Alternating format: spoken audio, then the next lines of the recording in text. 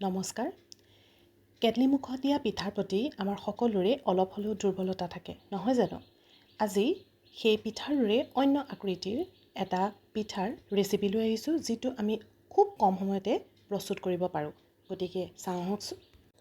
পিঠা বনাবৰ বাবে দৰকাৰ হোৱা সামগ্ৰীসমূহ হৈছে ৰ'দত শুকুৱাই লোৱা অলপ কেঁচা পিঠাগুড়ি, এয়া চেনি, অলপ নাৰিকলৰ গুড়া, এয়া অলপ গাখীৰ কেঁচা বা উতলাই লোৱা ল'ব পাৰে, আৰু এয়া হৈছে ঘিউ আপোনালোকে নিজৰ প্ৰয়োজন অনুসাৰে তাত দিব পাৰে।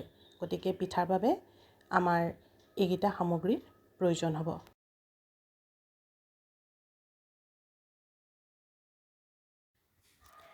এতিয়া পিঠাটো প্ৰস্তুত কৰিবৰ বাবে প্ৰয়োজনীয় আটাইকেইবিধ সামগ্ৰী মিহলাই এনেকৈ অলপ অলপ গাখীৰ দি পিঠাগুড়িখিনি সানি থাকিব লাগিব। আৰু চাব, এয়া পিঠাগুড়িখিনি যদি আমি হাতেৰে মুঠি দিওঁতে ৰৈ যায় আৰু ভাঙি দিলে যদি ভাং খাই যায়, তেতিয়াহ'লে পিঠাগুড়িখিনি মঠাটো পূৰা সম্পূৰ্ণ হৈ গৈছে।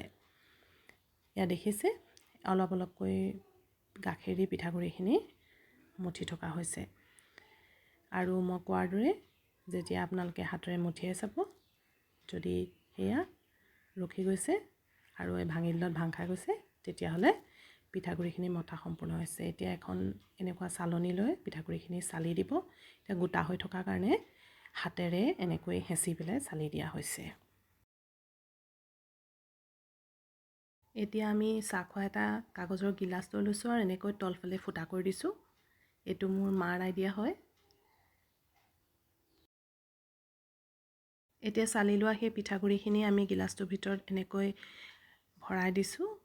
ভৰাই পেলাই এখন চামুচেৰে অলপ হেঁচি দিয়া হৈছে।